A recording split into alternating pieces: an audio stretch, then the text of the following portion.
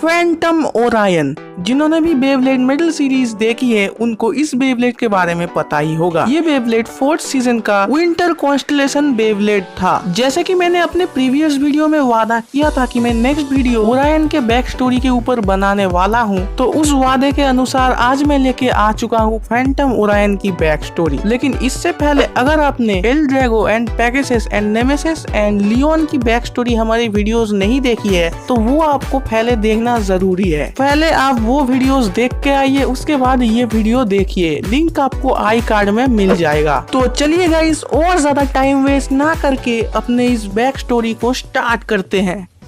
जैसे कि हमें डायनामिक्स ने बोला था कि नेमेसिस के सील होने के बाद हर 1000 साल में धरती में एक ना एक स्टार फ्रेगमेंट गिरता रहता है एंड उन स्टार फ्रेगमेंट में से एक स्टार फ्रेगमेंट से बने थे Pegasus and L Drago and उनके बाद उनसे बने थे प्रेजेंट के सारे बेब्लेड। तो ऐसे ही एक कहानी है एक और स्टार फ्रेगमेंट की जो कि गिरा था इजिप्ट पे, और ये इजिप्ट पे उस जगह पे गिरा था जहाँ पे प्रेजेंट में पिरामिड्स एग्जिस्ट करते हैं। लेकिन जब वो स्टार फ्रेगमेंट गिरा था तब वो वहाँ पे कोई पिरामिड्स नहीं थे। जब वो स्टार फ्रेगमेंट गिरा था तब इजिप्ट के पास के लोगों ने उस स्टार फ्रेगमेंट को देखा था और उस स्टार फ्रेगमेंट को लेके उनके राजा के पास ले गए थे। जैसे कि आपको पता है नेमेसिस के टाइम से बेब्लेड का प्रचलन चलते आ रहा है, तो इस टाइम में भी बेब्लेड का प्रचलन उतना ही फेमस था इजिप्ट में। तो जब वो लोग उस तारे के टुकड़े को उनके राजा के पास ले गए तब उनके राजा ने कुछ लोगों को देकर उस टुकड़े को शेप देने को कहा एंड जब वो लोग उस टुकड़े को शेप दिए तब शेप देने के बाद वो एक बेब्लेड बन गया था, जिस बेब्लेड का पहला नाम दिया गया था ओरायन। अब ये भी बात है कि उन्होंने उस बेब्लेड का ओरायन नाम क्यों दिया। जैसे कि आपको पता है ओरायन कॉन्स्टलेशन या फिर बोल सकते हैं ओरायन बेल्ट को देख के ही पिरामिड्स बनाए गए थे।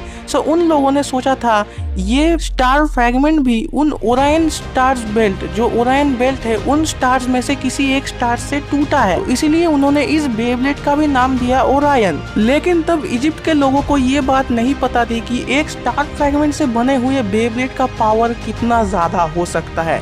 जब उनमें से एक ने उस बेब्लेड को पहली बार घुमाया था तब ओरायन का स्पिरिट पहली बार निकला था एंड जैसा स्पिरिट निकलता है उससे काफी बड़ा स्पिरिट निकला था तब ओरायन का, एंड वो स्पिरिट जिस ब्लेडर ने फर्स्ट घुमाया था उस पे काबू कर लिया था। जैसे कि मेटल फ्यूजन के सीरीज में लाइटनिंग एल ड्रैगो रायुगा के ऊपर काबू कर लिया था, ठीक वैसे ही ओरायन ने भी उस ब्लेडर के ऊपर काबू कर लिया था एंड वो ब्लेडर आउट ऑफ कंट्रोल हो गया था। इसके बाद इजिप्ट के राजा ने उस बेब्लेड को एक खतरनाक बेब्लेड का नाम देके उसको एक जगह पे सील कर दिया, क्योंकि उस बेब्लेड को कोई भी ब्लेडर कंट्रोल नहीं कर पा रहा था। जो भी ब्लेडर उस बेब्लेड को घुमा रहा था ओरायन उस पे ही काबू कर ले रहा था। एंड फिर उसके बाद जब इजिप्ट के राजा का डेथ हुआ एंड जब पिरामिड्स बनाया गया तब उन पिरामिड के सेंटर वाले पिरामिड में उस बेब्लेड को भी रख दिया गया, यानी कि ओरायन को भी उस पिरामिड में रख दिया गया उस राजा के मम्मी के साथ। लेकिन ओरायन को एक अलग से चेम्बर में रखा गया था जहाँ पे कोई भी नहीं जा पाता था।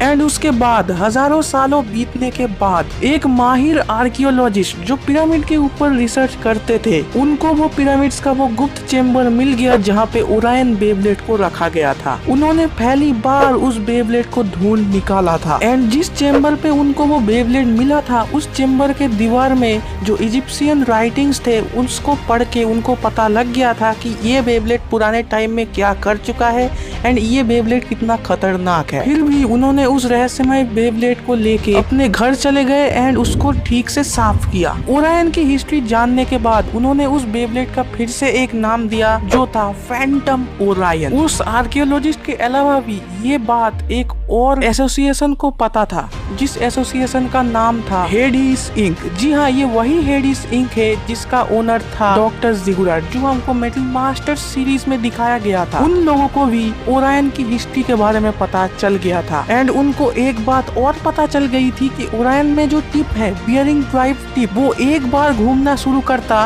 वो तब तक घूमता जब तक इस दुनिया का खत्म नहीं हो जाता। ये एक ओरायन का स्पेशलिटी था क्योंकि ओरायन एक अल्टीमेट स्टेमिना टाइप बेब्लेड था।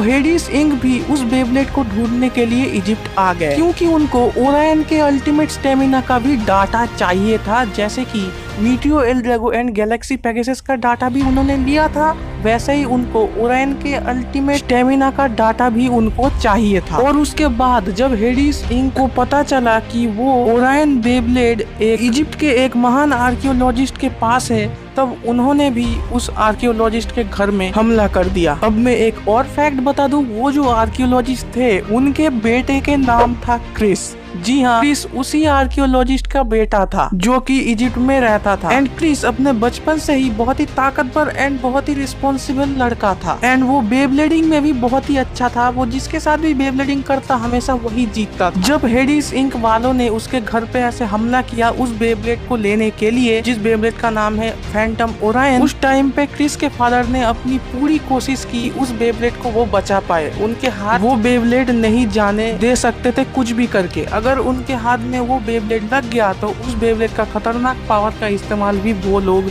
बुरे काम के लिए करेंगे। एंड देन हेडिस इंक वालों से फैंटम ओरायन को बचाते हुए क्रिस के डैड का एक्सीडेंटली डेथ हो गया। उसके बाद अपने आंखों के सामने अपने पिता का डेथ देखने के बाद क्रिस ने फैंटम ओरायन को ले लिया एंड लेने के बाद उसको लॉन्च कर दिया हेडिस इंक ब्लेडर्स के खिलाफ। उस बैटल के दौरान क्रिस को उस बेब्लेड को कंट्रोल करने में थोड़ी सी दिक्कत हो रही थी, लेकिन धीरे धीरे तब क्रिस कुछ भी करके उन सारे हेडिस इंक ब्लेडर को हरा देता है ओरायन के पावर का इस्तेमाल करके। लेकिन उस बैटल के दौरान, उस बैटल के बाद क्रिस ओरायन के पावर का शिकार भी हो जाता है। एंड वैसे करके ही उन्होंने सारे हेडिस इंक ब्लेडर्स को हरा दिया था। लेकिन फिर भी हेडिस इंक ब्लेडर ने उस फैंटम ओरायन के थोड़ा सा डाटा अपने साथ ले गए थे। एंड उस डाटा का इस्तेमाल करके और पेगासस एंड एल ड्रैगो के डाटा का भी पावर का इस्तेमाल करके उन्होंने वो ट्विस्टेड टेम्पो बेब्लेड बनाया जो कि टाइम एंड स्पेस को कंट्रोल कर सकता था। एंड उसका स्टेमिना भी अल्टीमेट स्टेमिना कहा गया था, जो कि खुद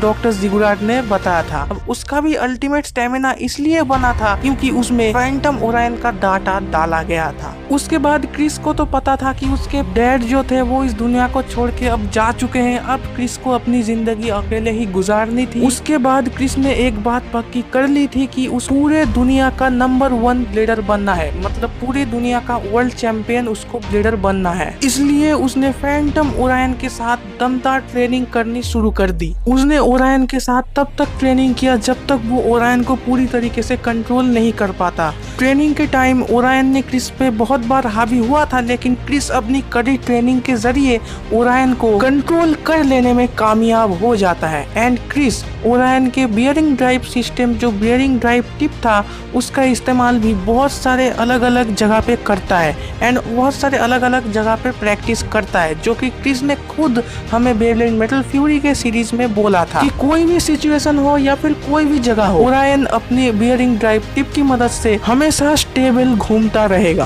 क्रिस ने फैंटम ओरायन की बियरिंग ड्राइव टिप को मास्टर कर लिया था। उसके बाद क्रिस ने कुछ दोस्त बनाए एंड दोस्तों के साथ वर्ल्ड टूर्नामेंट में हिस्सा लेने चला गया। लेकिन उसके दोनों दोस्त बेब्लेडिंग में बहुत कमजोर थे एंड क्रिस अकेला ही स्ट्रॉन्ग था, तो इसलिए क्रिस की टीम हमेशा हार जाती क्योंकि क्रिस अकेला एक बैटल जीतता, बाकी दोनों उसके जो दोस्त थे वो बैटल नहीं जीत पाते थे। एंड उसका वर्ल्ड चैंपियन ब्लेडर होने का सपना तो टूटा ही, साथ ही साथ उसके दोस्त क्योंकि वो लोग कमजोर पड़ गए थे, इसलिए वो लोग भी क्रिस को छोड़ के चले गए। अब ये सब कुछ हमने खुद एनिमे में ही देखा है, क्रिस ने खुद ये बात हमको बताया था। क्योंकि क्रिस कुछ ज्यादा ही स्ट्रॉन्ग बन गया था एंड उसके पास बहुत ज्यादा पावर आ गई थी, इसलिए उसको बेब्लेडिंग की दुनिया से अलग ही कर दिया गया था। उसके बाद से क्रिस ने फैसला लिया कि वो एक हायर का ब्लेडर बन जाएगा, जिसका मतलब ये है कि अगर कोई उसको पैसा देगा बेब्लेडिंग के लिए तब वो उसके लिए बेब्लेडिंग करेगा। उसके बाद जैसे कि हम सबको पता है कि क्रिस के बेब्लेड में भी एक स्टार फ्रैगमेंट गिरता है प्रेजेंट में, एंड गिरने के बाद वो बेब्लेड पहले तो ट्रांसफॉर्म नहीं होता, लेकिन जब मासामुने और क्रिस की बैटल होती है वेस्टर्न आइलैंड में, तब क्रिस एक बार के लिए बहुत ही सीरियस हो जाता है जितना वो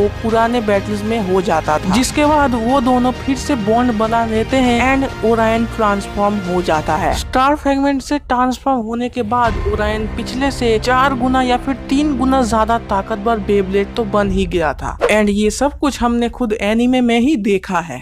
सो गाइस, यही था आज का हमारा ओरायन का बैक स्टोरी। होप करता हूँ आपको ये बैक स्टोरी पसंद आया होगा। लेकिन गाइस एक बात मैं आपको बता दूं कि ये जो बैक स्टोरी थी ये फैन मेड बैक स्टोरी थी और ये मेरी खुद की बनाई हुई बैक स्टोरी थी, क्योंकि हमें फैंटम ओरायन की कोई ऑफिशियल बैक स्टोरी हमको एनिमे में बताया ही नहीं गया है। इसलिए मैं चाहता था कि मैं आपको अपनी वीडियो में कुछ स्पेशल चीज प्रोवाइड करूं, आपको एक अच्छी सी बैक स्टोरी प्रोवाइड करूं। इसलिए मैंने खुद अपना एक ओपिनियन से फैंटम ओरायन की एक अपनी बैक स्टोरी बनाई थी एंड वही एनिमे की स्टोरी से कनेक्ट कर पाया हूँ। सो आप सबको मेरी ये फैन मेड बैक स्टोरी कैसी लगी ये आप मुझे कमेंट सेक्शन में प्लीज जरूर बताना एंड अपना ओपिनियन भी जरूर देना। और अगर आपको अच्छी लगी ये वीडियो तो आप इस वीडियो को लाइक करना। इस वीडियो का लाइक एम है 2000 लाइक्स का, तो आई होप आप ये लाइक एम कंप्लीट कर देंगे। एंड अगर आपने अभी भी इस चैनल को सब्सक्राइब नहीं किया है तो इस चैनल को जल्दी से सब्सक्राइब आप कर लीजिए। हम 10 के सब्सक्राइबर्स के बहुत ही करीब है, तो जल्दी से जल्दी आप लोग सब्सक्राइब कर लीजिए एंड हमको 10 के सब्सक्राइबर्स भी कंप्लीट कर दीजिए।